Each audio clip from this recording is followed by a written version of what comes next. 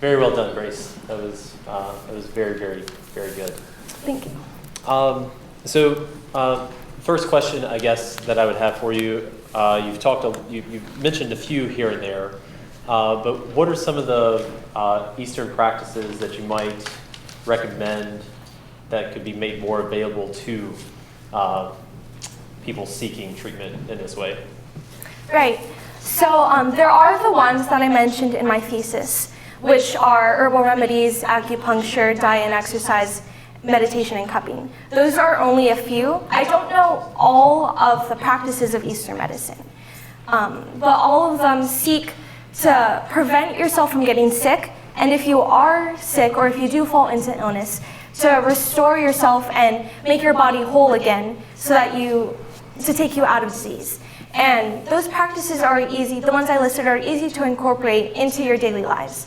If you are seeking a more serious or professional treatment, I would recommend talking to a professional of holistic medicine. But otherwise, those ones are very easy.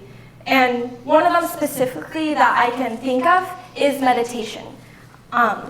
Because meditation is very easy. You don't need to be a professional to do this yourself. And it can range. I feel like prayer or devotionals are similar to meditation in the fact of how it works. And because that also helps you relieve stress and it helps you collect yourself and stay calm throughout the day. And I feel like meditation, as well as the other practices, are easy ones that you can use in your daily life. Another question that came to mind was that there's sometimes some reservation from a Christian perspective about Eastern practices, and that's somewhat rooted in the development of these Eastern practices under a non-Christian religious or philosophical system. Have you given any thought to how to reconcile practices that originated in a non-Christian environment with Christianity? Right, so my thesis wasn't focusing specifically on Christianity and Eastern medicine, but I believe that you can take the practices of Eastern medicine and you can do them and it'll still have the same effect on your health. You don't necessarily have to have the spiritual, or you don't necessarily have to have the religious weight that it might have. And then finally, have you given any thought to, so the differentiation that you made there between the Eastern and the Western was that the Western, maybe to simplify it, maybe more scientific and empirically based, and the Eastern is more spiritual or philosophical. Have you given any thought to how Western practice actually provides a commentary on Western spirituality?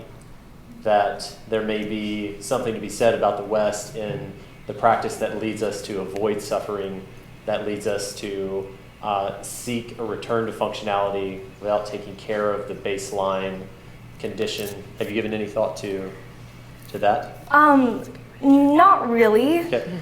Yeah, I didn't really focus on that at all. I didn't do any research into that either. But I think what I can say about that is that Western medicine does provide very good treatments to health issues, especially in emergency care. Surgery is one of the things that I feel that Western medicine does very well. And I think that whole process of always trying to ease your suffering maybe isn't what we should be focused on for the most part in our life. I think that if you are taking care of your body and if you are living a healthy lifestyle, then you shouldn't fall into disease as often as you would if you weren't living a healthy lifestyle.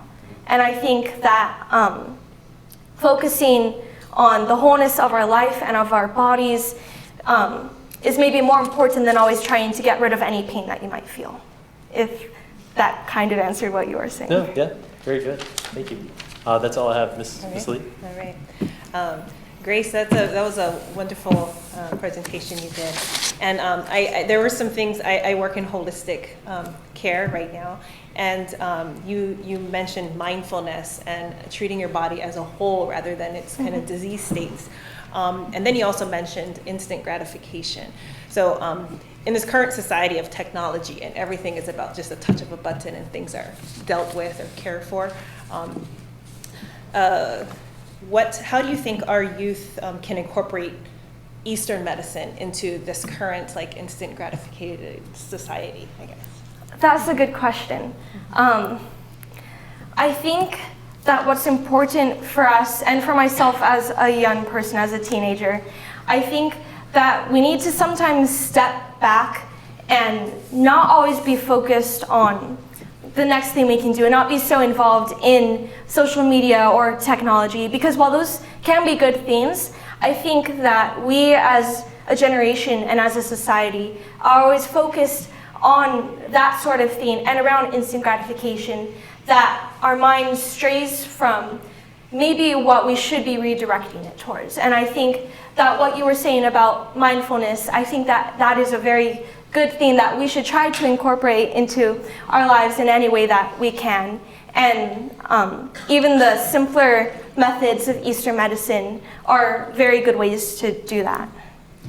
Can you give an example of mindfulness in your world? Sure. So mindfulness for me means being aware of yourself and of others around you, and maybe not always so focused on yourself. And I think that working with others and through this whole idea of teamwork maybe is something where you can connect with others on a personal, deep level, and is a way that you can be mindful and help others. And maybe the whole idea of like the biblical self-sacrifice kind of, where you're looking to serve others and to be mindful about their issues and their problems and their lives. That's a way that you can tie that in, I think. Good. Another question. So you have a lot of comparisons between like ancient healing practices and like current Western and Eastern practices.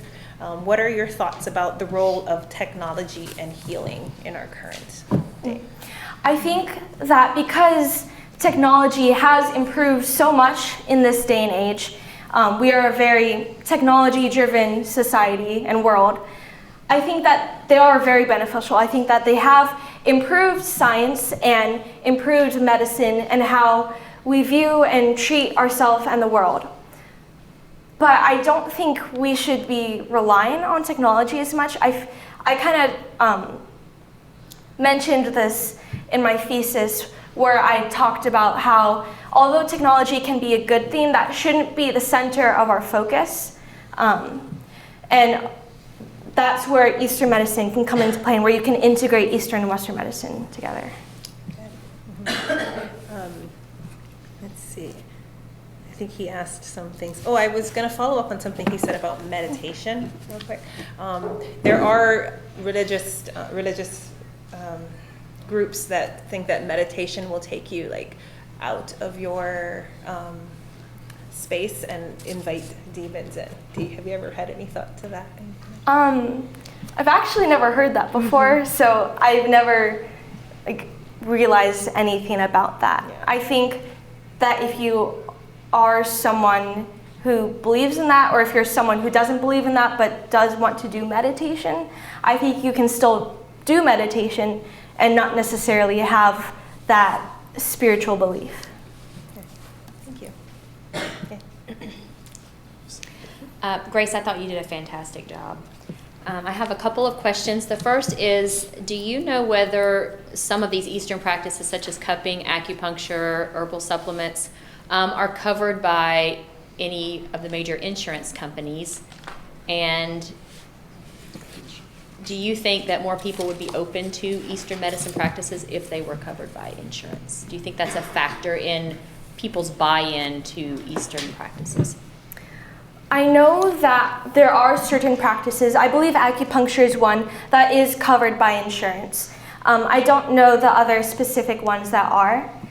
And I think that people also just need to be aware and to be educated about the different practices, because they don't play such, they're not talked about as much as they could be. And I think that maybe bringing awareness to it is a way that people would start using them more and more often. Okay. Have you ever traveled to Asia, and if so, for what purpose? And if so, did you witness any Eastern practices there that influenced you? Well, I've been to the Philippines. I went there with my dad and my mom on a medical missions trip, part of this organization called Aloha Medical Missions. And so we went to the Philippines to provide free dental care and surgeries to the people there.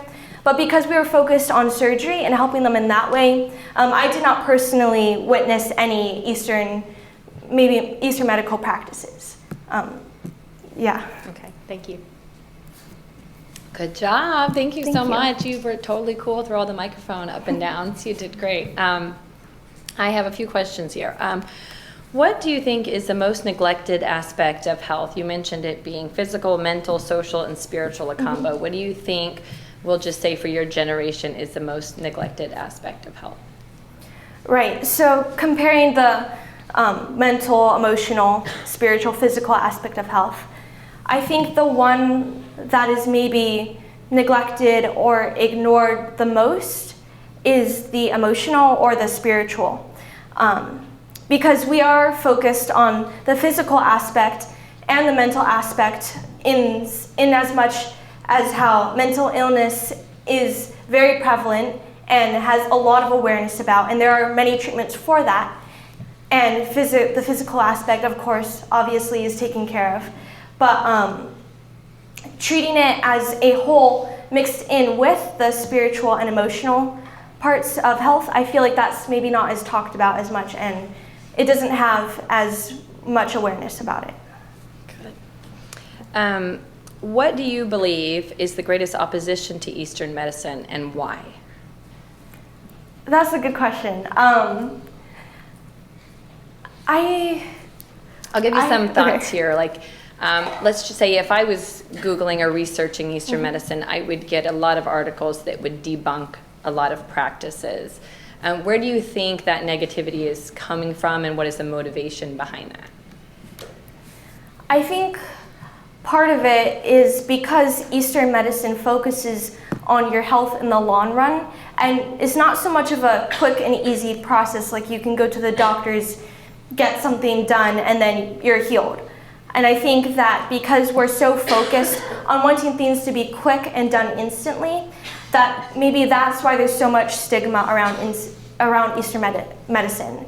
And that's maybe why people aren't so welcoming or warm to it, is because all that they've heard about it is that it's not an instant solution. It's something that takes time and takes effort.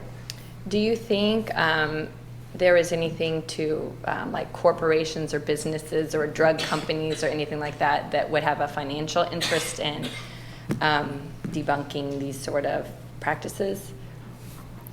I mean, if those corporations are money driven, which many of them are, then definitely, because they're always looking to sell their product and to make more money off of that. And if debunking Eastern medicine is a way that they can do that, then I'm sure that they would be looking to do that as well.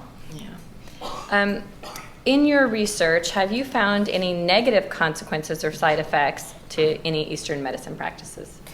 Right. Well, of course, there are like certain herbs and plants and medicines that, if taken the wrong way, it does have serious health consequences. And so you do have to be careful about what you're doing with Eastern medicine. And I think it's not good to go on your own individually to take those treatments and apply it to your own life. I think that if you're looking, if you're interested in it, then you should definitely do research and talk to a professional in that field. That way they can help you while you're looking for that treatment. And that way you won't make a mistake somewhere or do something that will hurt your health. Let's see, you mentioned reliability. Are there any studies that provide hard evidence of the effectiveness of Eastern medicine? You talked about how a lot of people, like 84% of people who had cancer, had practiced some of these, but are there any studies that show hard evidence that it has produced positive health outcomes?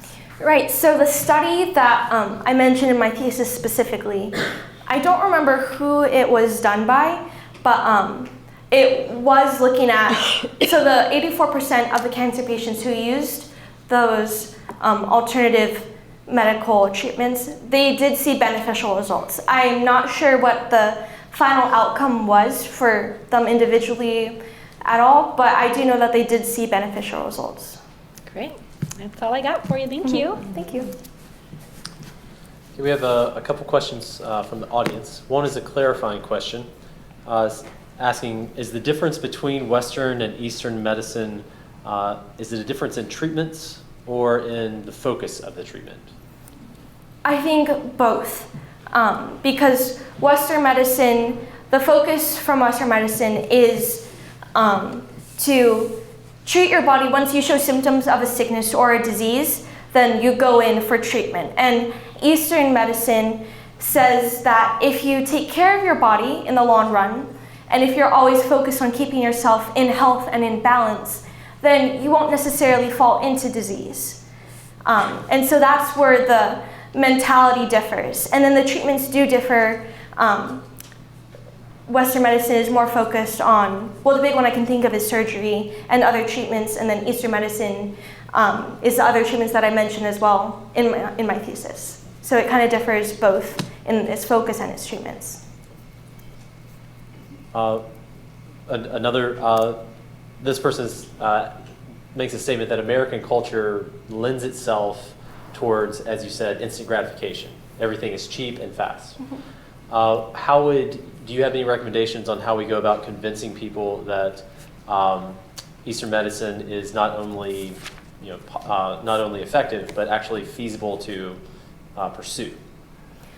Right, and I think that one way you can do that is by educating people and by spreading awareness. I know I already said that earlier, but I think that that's also an easy and an important way that you can spread knowledge about Eastern medicine. Yeah.